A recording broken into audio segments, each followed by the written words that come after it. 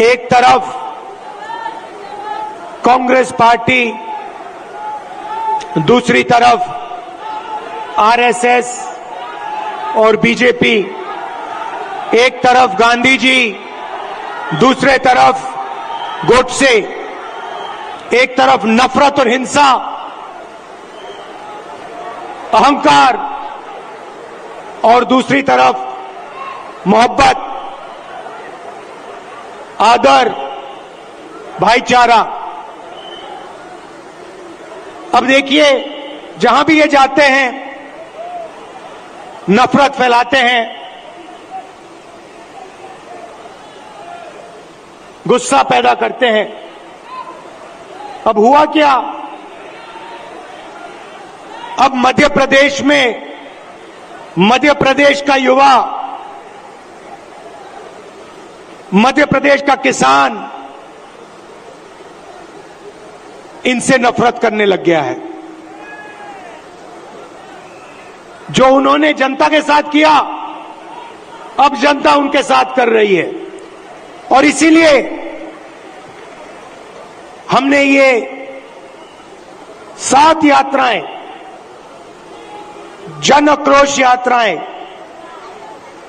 मध्य प्रदेश में निकाली हैं। कांग्रेस पार्टी,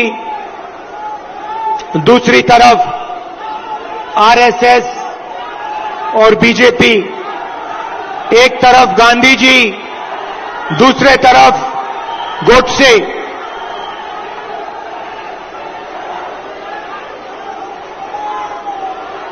ये भैया, इनको दिखाई नहीं दे रहा है। भैया, प्रेस वाले थोड़े नीचे हो जाएं तो लोगों को दिखे।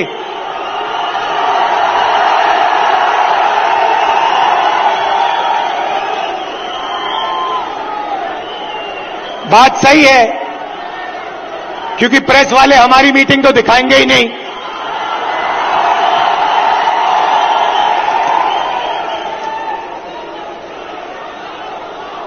तो एक तरफ गांधी जी,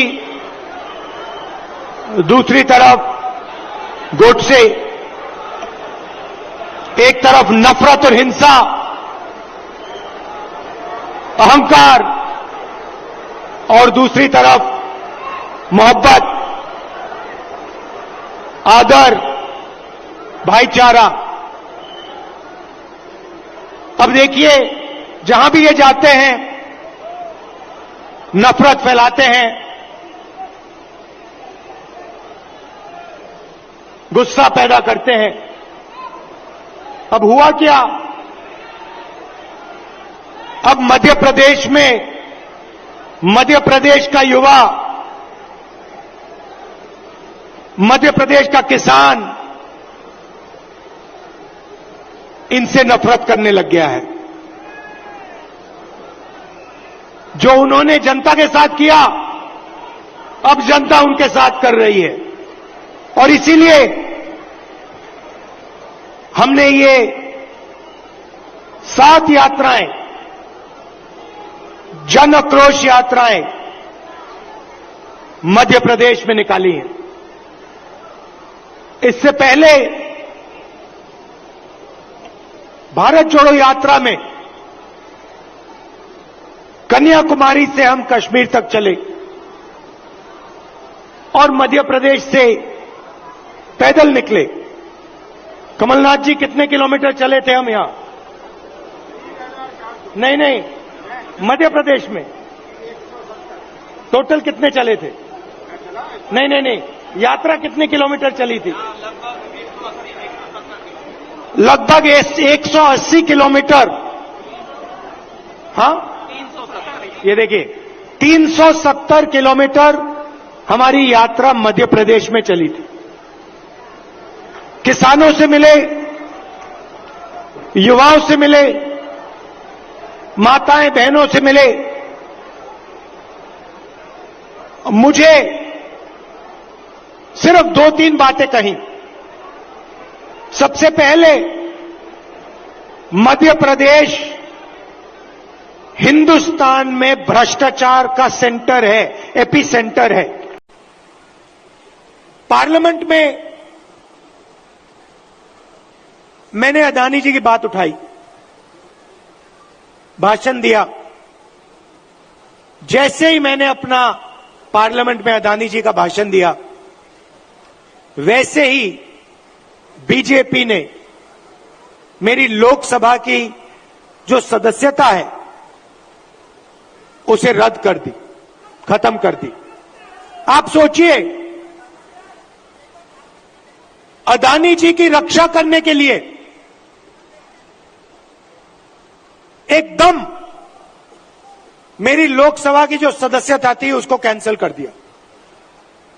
मुझे कोई फर्क नहीं पड़ता, करिए जितना करना है, मैं सच्चाई बोलता हूं। और देश के सामने एक सच्चाई अदानी जी है। पोर्ट्स देख लीजिए, एयरपोर्ट्स देख लीजिए, इंफ्रास्ट्रक्चर देख लीजिए, धान के साइलोज देख लीजिए, हर जगह आपको अदानी जी दिखाई देंगे। अदानी जी किसानों के जेब में से हर रोज जेब में से आपका पैसा लिया जाता है। इंफ्रास्ट्रक्चर में, डीजल में, पेट्रोल में, फर्टिलाइजर में आपके जेब में से पैसा निकलता है और सीधा इन दो उद्योगपतियों के जेब में जाता है। मैंने मीडिया की बात की, मैंने मजाक में कहा कि मीडिया वाले हमारी मीटिंग तो दिखाएंगे नहीं। मोदी जी का चेहरा 24 घंटा दिखेगा, शिवराज जी का चेहरा 24 घंटा दिखेगा। क्यों? क्योंकि इनका रिमोट कंट्रोल अदानी जी के हाथ में है। भाइयों और बहनों, आप कर्नाटक जाइए, राजस्थान जाइए, छत्तीसगढ़ जाइए, हिमाचल जाइए, हमारी सरकारें गरीबों के लिए, कमजोर लोगों के लिए काम करती हैं। कर्नाटक में हमने 5 गारंटी दी, गरीबों के लिए, महिलाओं के लिए, किसानों के लिए। आप जाइए, कर्नाटक में जाइए, कर्नाटक की महिलाएं बस में जाने के लिए 1 रुपया नहीं देती हैं, मुफ्त में घूमती हैं। कहीं भी जाना हो कर्नाटक में, कर्नाटक की महिलाएं फ्री में जाती हैं। हर महीने उनके बैंक अकाउंट में सीधा पैसा आता है, सरकार पैसा देती है। छत्तीसगढ़ में जाइए, किसानों का कर्जा माफ किया, किसानों को सही दाम दिलवाते हैं। राजस्थान में जाइए, स्वास्थ्य के बारे में पूछिए, मुफ्त में वहां पे दवाई मिलती है, फ्री में इलाज होता है। हार्ट सर्जरी करवानी हो, बड़ी से बड़ी सर्जरी करवानी हो, राजस्थान में जाइए, पता लगाइए, राजस्थान की जनता को वहां पे फ्री में सर्जरी मिलती है। सरकार जनता के लिए चलनी चाहिए, सरकार किसी संगठन के लिए या 1-2 बड़े उद्योगपतियों के लिए नहीं चलनी चाहिए। और ऐसी ही सरकार हम यहां मध्य प्रदेश में चलाना चाहते हैं। और कमलनाथ जी का काम आपने देखा है, काम करना जानते हैं, और जो उन्होंने काम शुरू किया था वो काम वो मध्य प्रदेश में पूरा करने जा रहे हैं। कुछ दिन पहले बीजेपी ने महिला आरक्षण की बात की। महिला आरक्षण में हमने एक सवाल उठाया, कांग्रेस पार्टी ने उठाया, बीजेपी ने कोई जवाब नहीं दिया। हमने दो चीजें कही। हमने पहले कहा, देखिए ये महिला आरक्षण जो आप कर रहे हो ये अच्छा है, इसको करना चाहिए, मगर इसमें आपने 2 छोटी सी लाइनें लिख रखी हैं, सबसे पहले इन लाइनों को आप मिटाइए। लाइन क्या थी? एक लाइन थी कि महिला आरक्षण से पहले सर्वे करने की जरूरत है। और दूसरी लाइन, महिला आरक्षण करने से पहले हमें जो डीनोटिफिकेशन होता है उसको करना है। इससे क्या होगा? इससे महिला आरक्षण 10 साल बाद होगा, आज नहीं होगा। तो हमने कहा पहले ये 2 लाइनों को आप बदलिए। और उसके बाद हमने और भी गहरी चीज कही और सवाल पूछा कि महिला आरक्षण में ओबीसी आरक्षण क्यों नहीं है?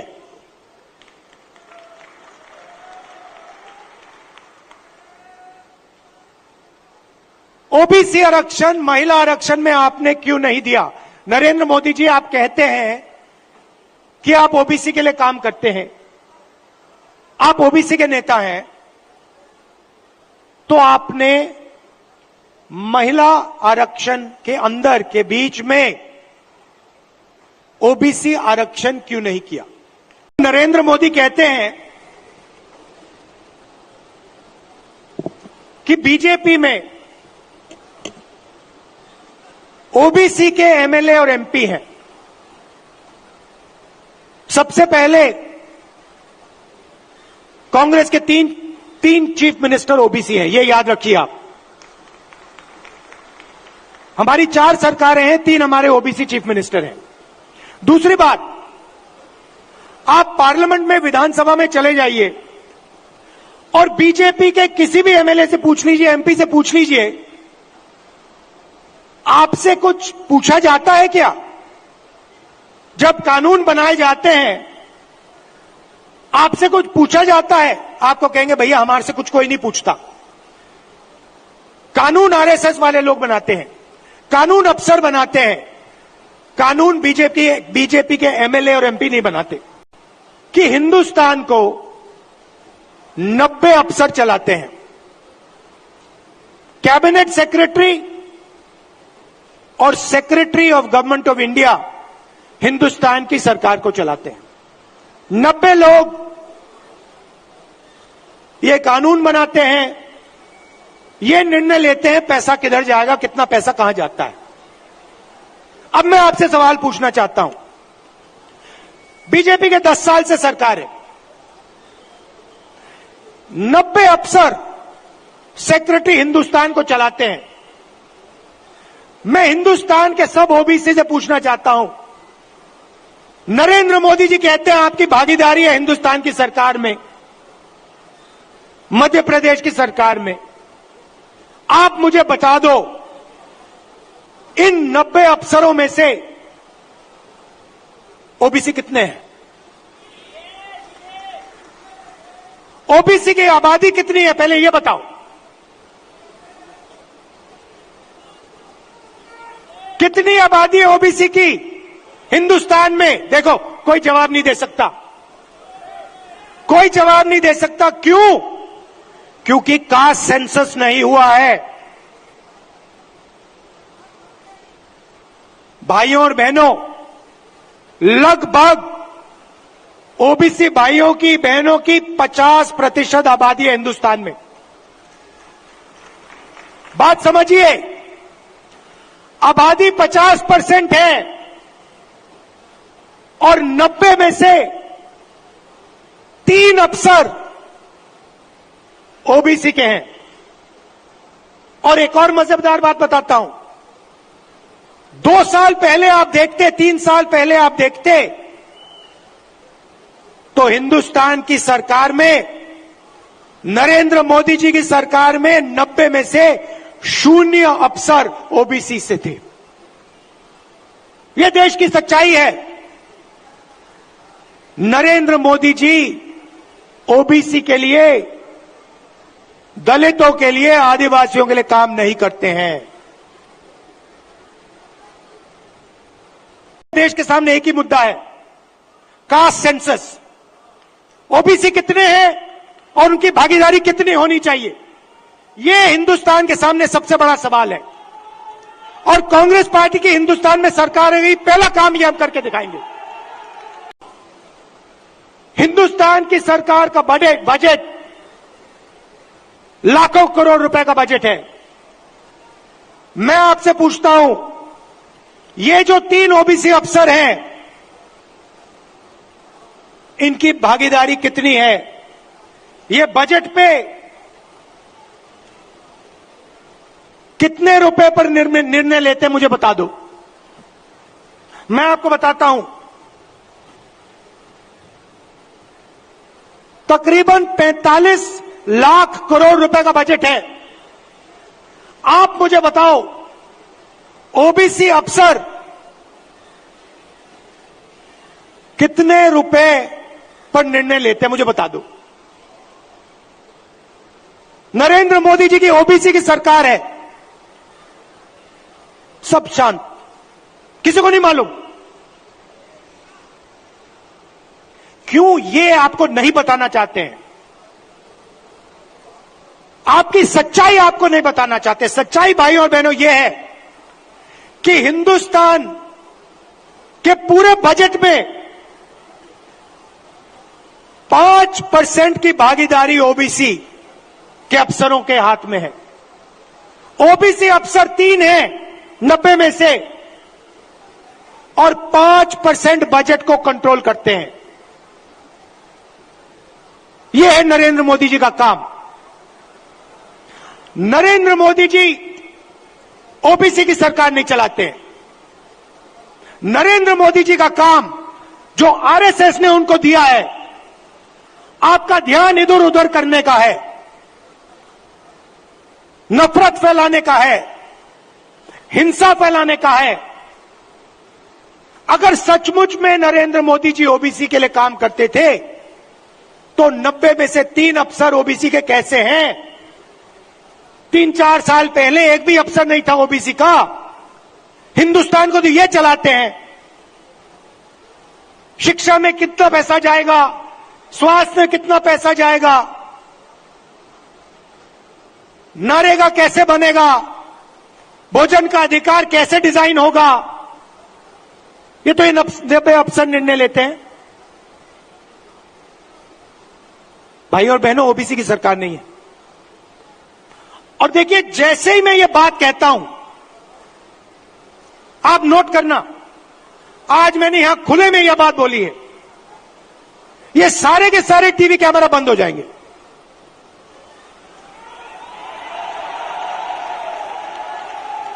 आप देख लेना, ये सारे के सारे बंद हो जाएंगे। क्योंकि जो सच्चाई है देश की, कि ये जो सारी की सारी लूट हो रही है, ये व्यापम स्कैम जो है, ये सारा का पैसा, ये आपका शिक्षा का पैसा, स्वास्थ्य का पैसा जो चोरी हो रहा है, ये ओबीसी की जेब में से पैसा चोरी हो रहा है। कि अब वो समय आ गया है कि हमें हिंदुस्तान का एक्सरे करना है। यह पता लगाना है कि अगर 90 अफसर हिंदुस्तान को चला रहे हैं और उसमें से 5% भागीदारी ओबीसी को मिल रही है, तो क्या ओबीसी की आबादी 5% है? क्या हो ही नहीं सकता। तो अगर उनकी आबादी 5% नहीं है, अगर उनकी आबादी 50% है, तो उनका 5% बजट पे कंट्रोल क्यों है? उनका 50% बजट पे कंट्रोल क्यों नहीं है? अब जब मैं ये सवाल उठाता हूं, बीजेपी के लोग कांपने लग जाते हैं, नरेंद्र मोदी जी भाग जाते हैं, अमित शाह जी कुछ और कहते हैं, हिंदू मुस्लिम कहेंगे, नफरत फैलाने की कोशिश करेंगे। भाई और बहनों, देश के सामने एक ही मुद्दा है,